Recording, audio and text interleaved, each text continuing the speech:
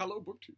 I've got some new arrivals I want to show you, books that are out now or coming out this month or maybe next month. A wide variety of subjects, things that may interest you more than they interest me. Although not the first one. The first one is right up my alley. This is an Everyman's Pocket collection. Everyman Library does these smaller stocking stuffer type gift books organized around a theme, and I have a lot of them. They're often very good. They're often very well chosen. And this one is Stories of Books and Libraries. How could I pass that up? Not a chance that I could pass that up. And this has a wide variety of things in it. Let's see here. The dust jacket says, in this collection of short fiction, a dazzling array of writers pay tribute to books and the magical places that house them. But this table of contents is not just fiction. There's plenty of nonfiction on here. The characters in these pages range all the way from the ink-stained medieval monks of Umberto Eco's The Name of the Rose, to the book-sodded denizens of Ali Smith's public library and other stories. Readers are invited to enter the interior lives of librarians in Laurie Moore's Community Life and Elizabeth McCracken's Juliet, and are ushered into a host of unusual libraries, including the infinite rooms of Borges' The Library of Babel and the secret library of Helen Oyeyemi's Books and Roses. Books exert their power in mysterious ways. An attempt by the military leaders of an imaginary nation to censor all literature goes awry in Italo Calvino's A General in the Library. And Julio Cortázar's mesmerizing The Continuity of Parks dramatizes the merging of the worlds inside and outside a book. This has tons and tons of people in it, and excerpts from all kinds of longer works. These are lovely things. They have the cloth bookmark and the smaller hand size, like hardcover that's the mass market paperback size. They're just wonderful. And to have one on Books and Libraries, that is that is wonderful. I don't know how reviewable it is, but I'm going to enjoy reading it, that's for sure. Then we have an author I have read, I have reviewed, and this is his new book. Again, I don't have a sheet on this, so I have no idea when it comes out. This is Will Shalby, and this is We Should Not Be Friends, the story of a friendship. And it's a memoir about one particular friend of his. By the time Will Shalby was a junior at college, he had already met everyone he cared to know. The theater people, writers, visual artists, and comparative lit majors, and various other quirky characters, including the handful of students who shared his own major, Latin and Greek. As an out gay man, he also knew exactly who he wanted to avoid, the jocks.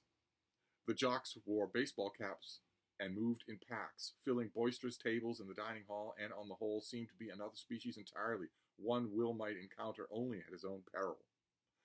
All this changed dramatically when Will collided with Chris Maxey, known to just about everyone as Maxey.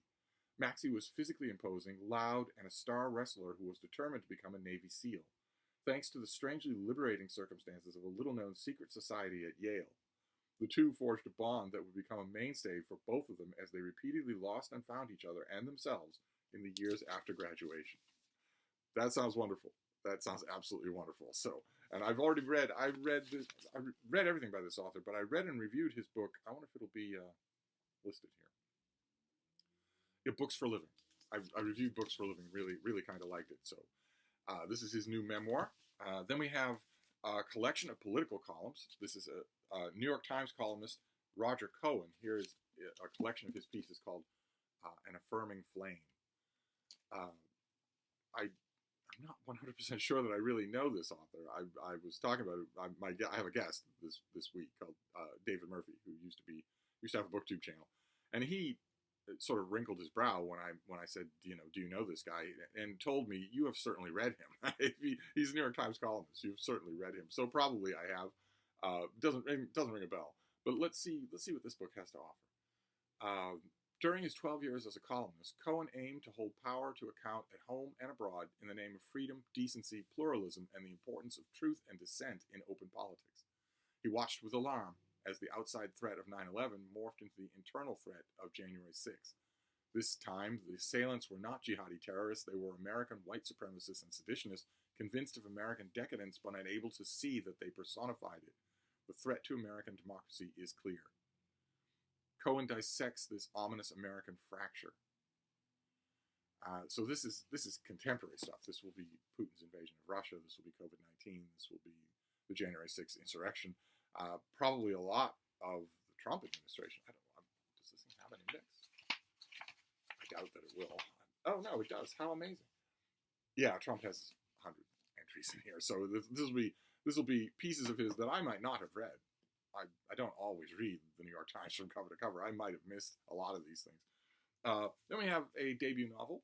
I love debut novels, and this is historical fiction. This is In Memoriam by Alice Wynne. Kind of a stylish, lovely cover there, and the cover is important. The cover tips the hand of where the book is set and when. Let's see what we have here. It's 1914, and World War I is ceaselessly churning through thousands of young men on both sides of the fight. The violence of the front feels far away to Henry Gaunt, Sidney Elwood, and the rest of their classmates, safely ensconced in their idyllic boarding school in the English countryside. News of the heroic deaths of their friends only makes the war more exciting. Gaunt, half German, is busy fighting his own private battle, an all-consuming infatuation with his best friend, the glamorous, charming Elwood, without a clue that Elwood is pining for him in return. When Gaunt's family asks him to enlist to forestall anti-German sentiment they face, to forestall the anti-German sentiment they face, Gaunt does so immediately, relieved to escape his overwhelming feelings for Elwood. To Gaunt's horror, Elwood rushes to join him at the front, and the rest of their classmates soon follow. Now death surrounds them all in its grim reality, often inches away, and no one knows who will be next. It's about two young gay men in the trenches of World War I. So it's unlikely to be autofiction.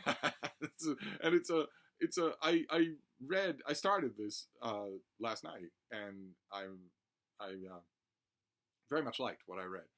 So I intend to finish it today. And debut novels are always pleasant to me anyway. I wish I had information on when these things are coming out, but I don't. I'm sure these are all finished copies, so I'm assuming they're all out now or out in March. Then we have a big anthology, a lovely thing. This is edited by Diana Fuss, and it is Wilderness Tales, 40 Stories of the North American Wild. Big, beautiful, colorful thing with deckled edges that is themed. There's even a spot illustration on the dust jacket. It's stories taken from the whole of American history. So you get Washington Irving in here all the way up to the present day. But they're grouped around themes. So suspense and terror, women and panthers, fire and ice, accident and injury, catch and release, hunter and hunted. And you get all kinds of names in here. Washington Irving, Nathaniel Hawthorne, Frederick Douglass, James Fenimore Cooper, Ambrose Bierce, Jack London, Wallace Stegner, David Quammen is in here. Great, fantastic. Annie Proulx, Hemingway, Sarah Orne Jewett, William Faulkner is in here. L. Frank Baum is in here, writing about polar bears. This is. I love anthologies like this anyway, but this is going to be a delight. I am sure there are going to be things in there that I've never encountered before. Then we have a biography, another biography. I'm very much enjoying the weird, unpredictable nature of biographies that are coming out in 2023 so far. The big, stately, predictable stuff is going to come out in 2023, but it'll be later. It'll be October, November.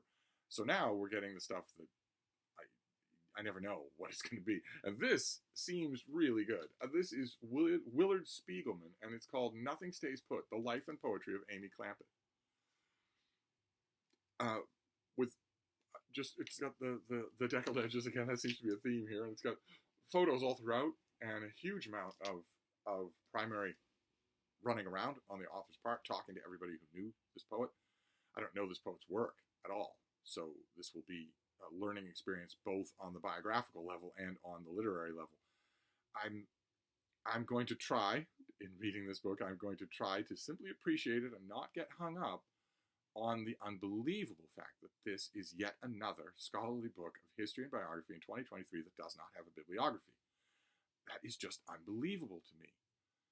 The author even has a note on his sources in the back in which he says, I've consulted a lot of original sources and private sources. Great. Love to know what they are.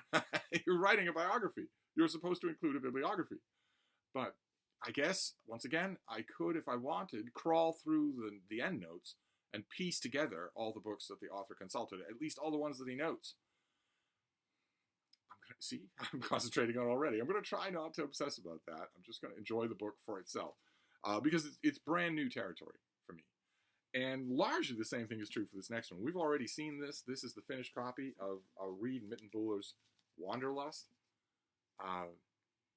which is his biography of a figure who has a book in this room. He has this is his biography of Peter Freuchen. Actually, this time we have a pub sheet, and we've already seen this, but this is what the finished copy is going to be. There is our main character there with his wife Dagmar. Is deep in the Arctic. Okay, we've already seen this. Freuchen's life, by turns humorous and heart-wrenching, seemed ripped from the pages of an adventure novel, and now his story is finally being told. Meticulously researched and grippingly written, Mittelbauer is not meticulously researched and grippingly written. He's just a person. He's not researched or written at all. Mittelbauer paints a vivid portrait of the real-life, most interesting man in the world, a wildly eccentric Dane whose insatiable curiosity drove him from the twilight years of Arctic exploration to the golden age of Hollywood.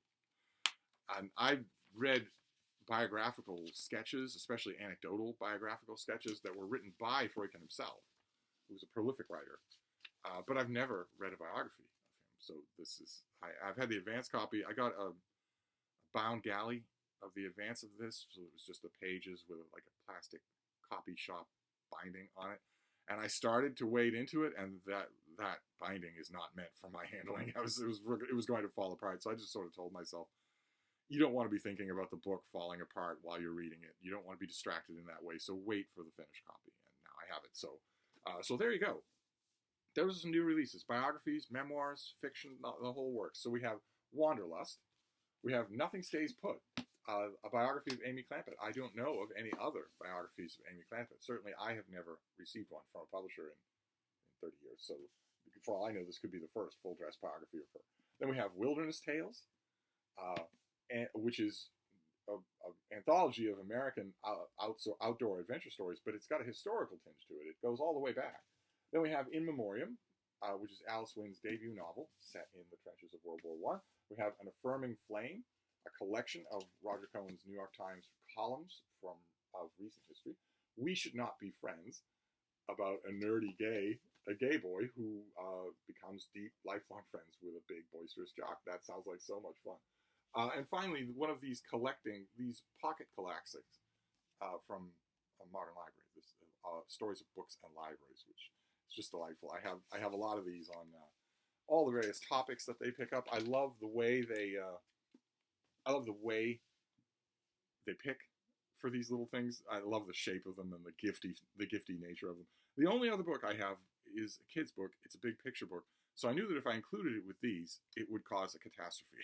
So I set it aside. It is separate. It's this. It's by Laura Purdy Salas, and it's illustrated by Ellie McKay, and it's called Zap Clap Boom, the story of a thunderstorm.